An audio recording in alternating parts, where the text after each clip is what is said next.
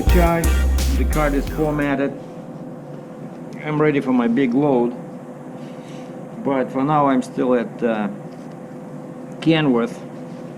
I don't know, these guys are so busy all the time. It's I came here at 6:30 because they told me they open at 6. I thought they were joking, right? And I wanted to come at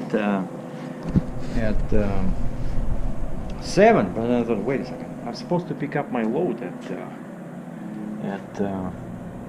you know, I promised them before lunch, and I've been researching this, and it really makes me nervous. And my truck was over there, and they left the gooseneck, and they took it, and basically turns out it's a big problem, you know. It says those two connectors in there. First of all, there's no fuse. Yeah, sorry, you know, bright window. So there is no fuse that they can put in to activate that center pin, right? And again, what I'm trying to achieve is, and that was his question. He says, "What are you trying to achieve?" Like, I was rambling about these center pins and connectors, and I said, "My lights. I just want my lights on the trailer to flash." You know, like I said, disco music. That's what I'm trying to achieve. I need disco music for oversized loads. The guy looks at me, and so he says, "No, you cannot adjust. You cannot power the center pin. There's no fuse." And he said, "We can rewire that spare switch at the bottom row on the dash, but..." Oh, geez, look at this. Who left this in here? Oops, I think it was me. No, I'm on my third cup of free coffee, and I don't think I can stay here very long, you know. But well, they don't have a very good coffee anyway, so you know, this KENWORTH, whatever, it's actually a pretty good coffee, but not like this, not Tim Hortons. Come on, you know, there's a more expensive actually original like KENWORTH stuff. Well, I'm glad that it is not screaming at me, not asking me to add water, you know. But in this case it's good because the water is right here. Most of these places where you see these machines, like at car dealers, you know, there's no water, and it looks good, but it's not very strong. This Tim Hortons stuff is not very strong. So anyway, so lots of things are going on in my mind, and this Kenworth is actually that problem is the least of my worries right now, because I'm thinking about this big, you know, humongous excavator that I signed up to move from Ontario to North Carolina, and it's going to be super expensive. I'm going to be needing permits, and of course I was doing my research. I was searching online. Let me just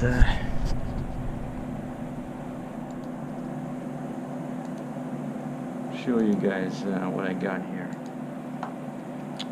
I got a folder called, now, you know, I'm very organized now. I got a folder on my laptop called Trips, and it was before I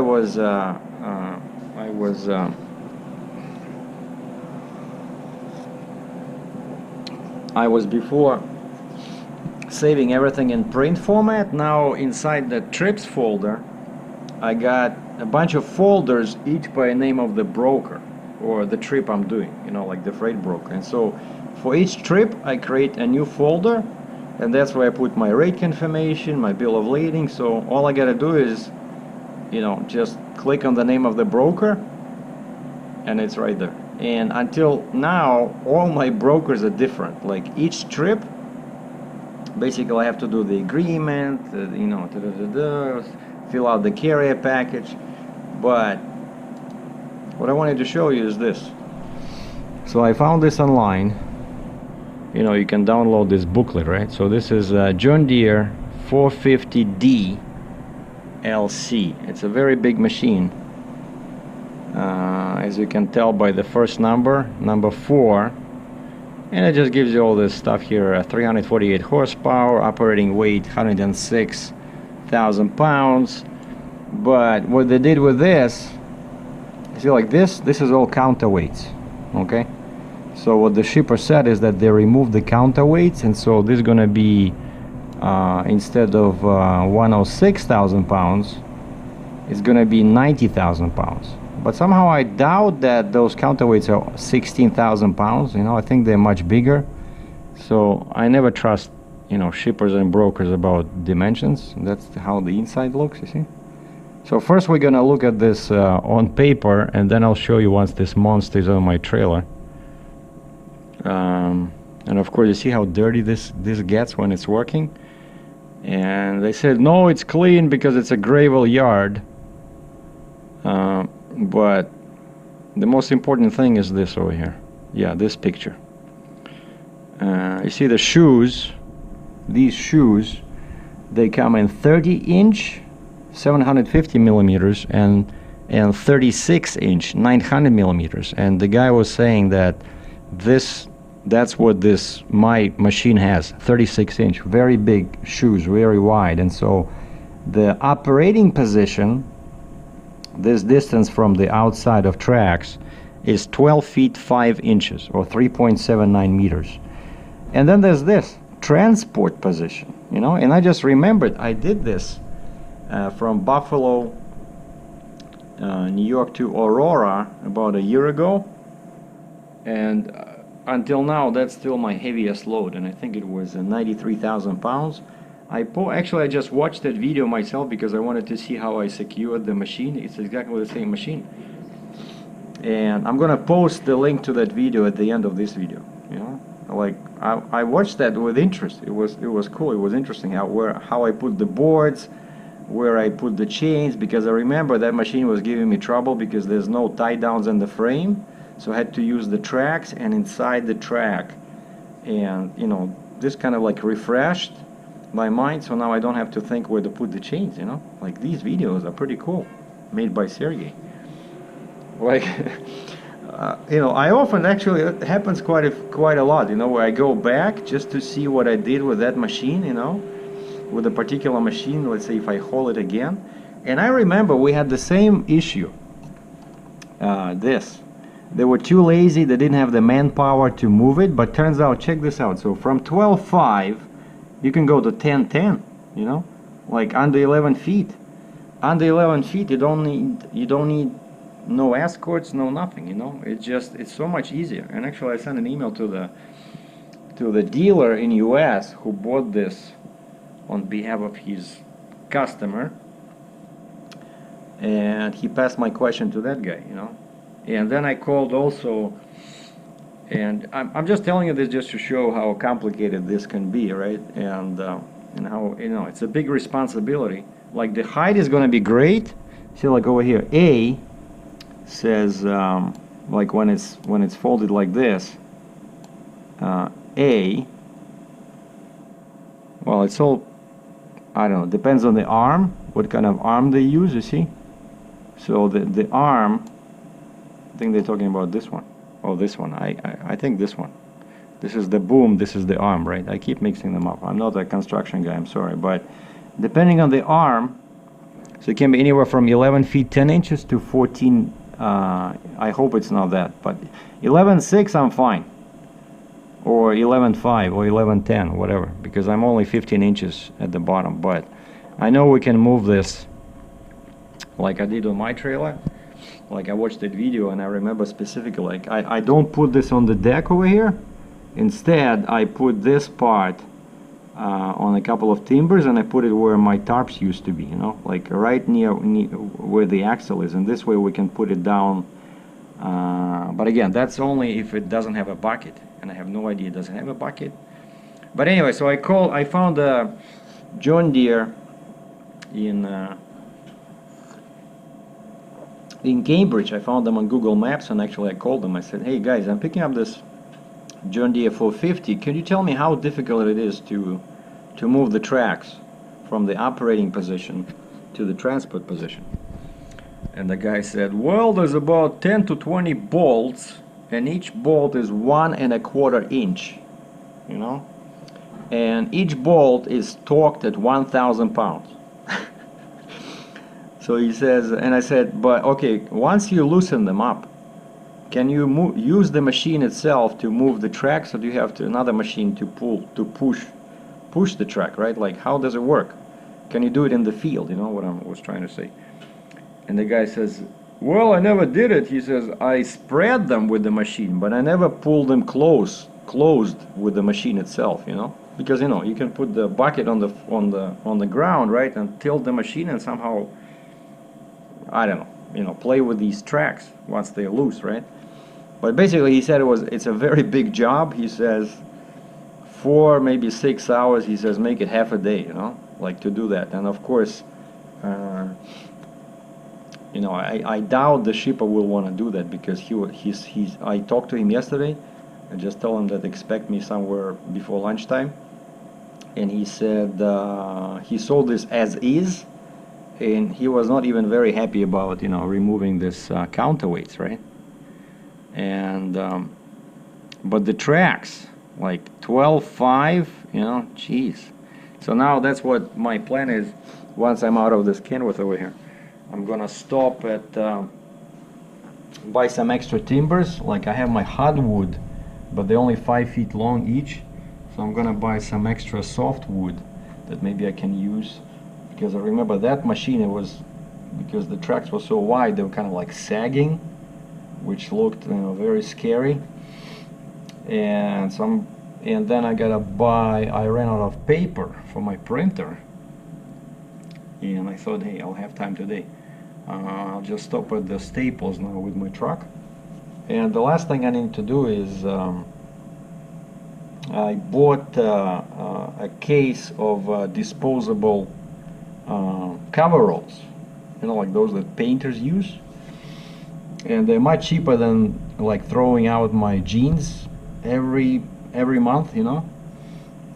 Especially now it's warm, so I'm gonna be looking like a surgeon, you know, white pants and white. Well, it's a coveralls, you know, like single piece. But I didn't ask him to ship them fast. But the way they did it, it's a UPS standard, and I have a tracking number. It says yesterday was shipped, arriving today. What? You know, and I'll be gone for a week or even more to this North Carolina, because then I don't know where my next load will be, and so I want to pick them up. So I'm tracking, and I think by the time I'm done over here and I buy my wood and buy my paper over there at Staples in Cambridge, so by the time I'm ready to leave for Hamilton, I think those coveralls will be at my UPS box. You know, and it's not a big post office. They don't have a lot of room, so they don't like it when you leave boxes there for weeks, you know, at a time. But anyway, oh, and then I'm using a new permit company. I found a nicer permit company, like the same price as before, but these guys are much bigger. You can do everything. Like, they have very nice forms, you know, not those Excel sheets where everything goes crooked and you see those red marks, the columns are too tight. Now these guys have professional PDF forms, you know. You start filling them in, and then you can save them, and if the text is too long, they shrink, the size gets smaller, like, you know, like professional form. It's so easy to work with, and you can do it on their website, you know. And I already did it once with this previous load, because the customer paid for the permits, and they said, we'll just send you this form, just fill out, you know, your axle weights, your company info, your spacings. And I did that, and now I have this form on my computer basically half filled. Now all I need to do is just add what I'm hauling, you know, my weights, and that's why I'll need to go to the pilot over there in Fort Erie and scale, because this is, you know, a big load. I don't want to pay extra if I don't have to. Like, if my weight is less than 90,000 pounds, that's even better, right? But so yeah, so that's the plan for today, is fix my lights. Oh, and there was a leak. There was a leak yesterday. I noticed in one of the videos. I think in the recent video, I was looking at the wheel, passenger side steer axle, and there was a streak of oil, right? And so I told these guys at Kenworth over here about this, and they said, They see this a lot. They say it's probably overfilled the oil cup, whatever. So they're gonna fix it, take out the extra oil, because my truck is still under, I think it's called like free adjustment period. I think it's like 2 months or 3 months. Now it's May 1st. And so then I'm gonna get the wood, get the printed paper, hopefully pick up my Tyvek disposable coveralls, and then head out to Hamilton, load this thing, and then I have to fax in an amendment to my annual permit for Ontario, which allows me to gross 71,000 kgs, which is around 150,000 pounds, with my setup, 4XL truck, 4XL trailer. And it's just a fax-in form like I did with that rental trailer when I went to Quebec. And it's 200 bucks Canadian. It depends on the distance. Anything over between 100 kilometers and 500 kilometers, 60 miles and 300 miles, it's $200. You know, and I checked the distance on Google Maps. It's 116 kilometers, 75 miles, 70 miles, 72 miles. So I gotta fax that in, and as soon as I fax it in, it becomes effective, and we'll go from there. Yeah, sorry, some guy came in and he was getting coffee, so I couldn't finish. But basically, yeah, that's the plan for the day, is get the boards. And I just got notified that my truck is ready, so now I'm going down to pay. That leak was under warranty. Now I just have to pay to fix the lights on the trailer. They hooked it up to the clearance lights. And he said the mechanic also noticed there's a slight leak in one of the PTO lines under the truck. It's always something, you know. He says it's just somewhere probably near the clamp or a cable or something. He says it's a very small leak, but best to check it in the next couple of days, you know. Okay, boys and girls, I'm at Flying J in Fort Erie, and the spring is finally here. Have my scale ticket over here. Check this out. Perfect. Captain Sergei kicked some butt. I thought I would be overweight, you know, somewhere. Overweight either in the front or in the rear, but 73 is good for 4 axles, 54 that's pusher in the drives, and 14 on the front. Beautiful. But look at the gross weight. So deduct 53,000 from that, and that's what this machine weighs. So basically, what is it, 90,000, right? 90 plus 50 is 140, 143. Oh, just under 90,000. Okay. That's what I gotta do now. It's already 5:16, so a quarter after 5. I just talked to the freight broker because I found where we can wash the excavator, because it is dirty, of course. But the good thing that I insisted on this, right? Before I booked this load, I gave the guy like 2 warnings, you know. I said, note, please note, must be clean. The guy says, oh, well, it sits in the gravel yard, you know, it should not be too bad. And the guy said he has an air blower. Too much wind. The guy says, well, I have a blower. We don't have a wash in here. I'm not paying $200. And then as soon as I look at this machine, I'm like, check this out. I don't know. It doesn't look too bad on camera, but you know, if you could see it in real over here.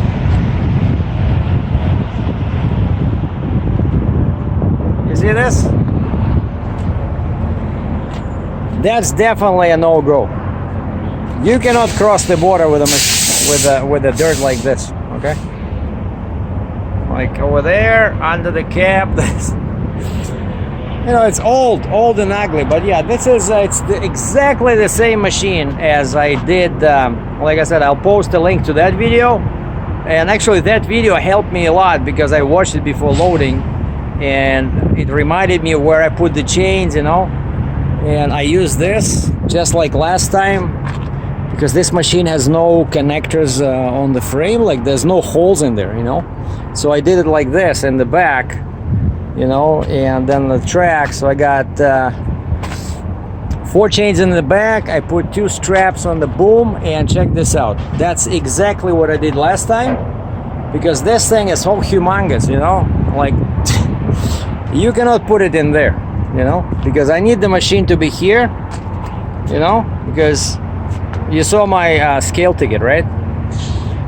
It has to be in this position, okay? And so you start lowering this, and the nearest point is that, and that's exactly what I used last time. And I remember I put first an 8x8 block, and it was too tall. And then the guy I used to work for, he says, no, you gotta drop the height, you know, which reminds me, I gotta measure it again, but it was about 14 feet tall, you know. And so yeah, I got 4 chains in the back, 2 straps over here. Oh, I gotta shut off my lights. And see, lights are working. Check this out. See this battery? If I click on test, what does it say? I don't see it in my glasses. Hold on. Oh, it says recharge. Yeah, because it was working whole day, but it's charging.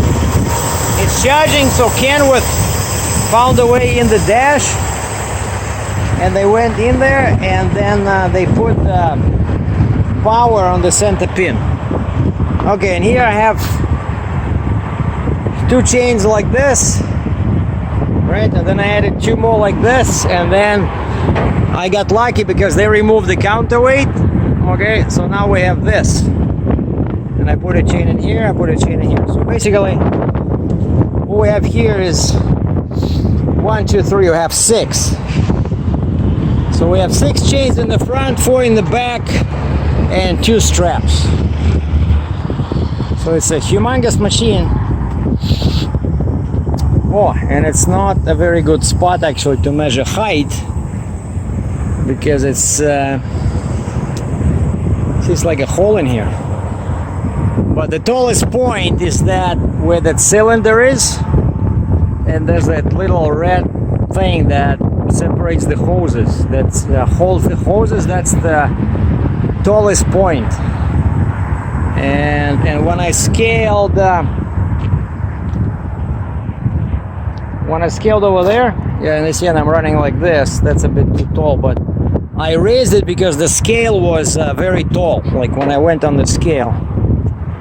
Yeah, that's position 2. I gotta go to position 1. You know, but basically, monstrous machine. And this is where my 5th wheel is. You see, it's over here, just a little bit forward of the center of the first drive axle. You know. And now it's and all the scale, all the weights are perfect. So basically, all I gotta do now is just want to double check my my spacings, because I moved the 5th wheel like this. I'm gonna final check. I need to measure the rear axle on the truck to front axle on the trailer, and then measure the machine again, and then I can go inside. There's a restaurant in there. I can go inside and start, you know, have some lunch or early dinner, and start ordering the permits.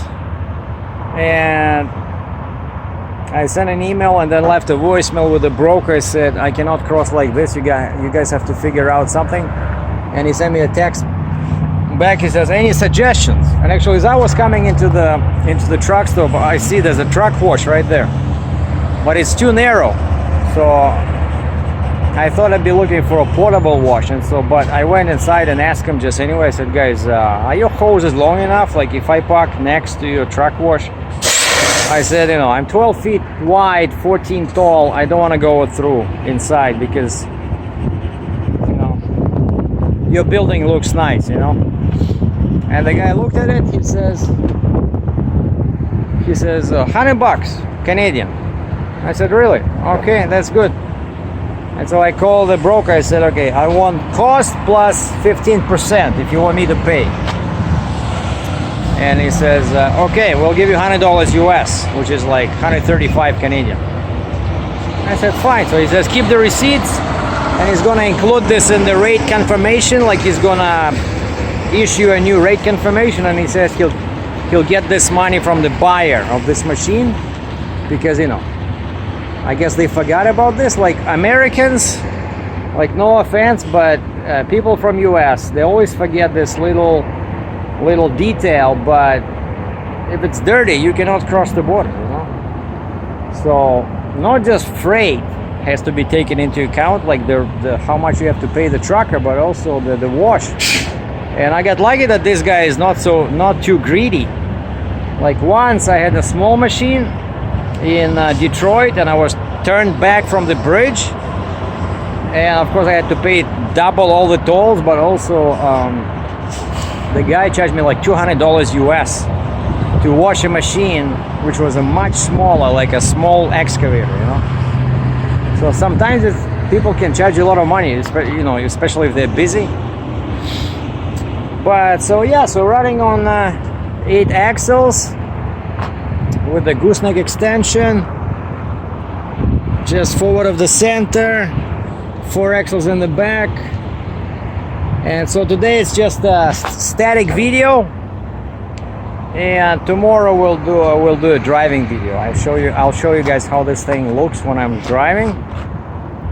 You know, I do like a few of those tricks when I'm leaving the camera behind at the truck stop. But actually, wait a second, I'm not gonna leave tomorrow, because this New York permit can take like a couple of days, you know. That's why I need to go now. Sorry, I need to go and start ordering permits, even though of course it's after 5. Actually, yeah, it's no rush. I got the form on my computer. I just want to double check the measurements and go inside, have some food, and order the permits. And we'll continue, and tomorrow we'll go and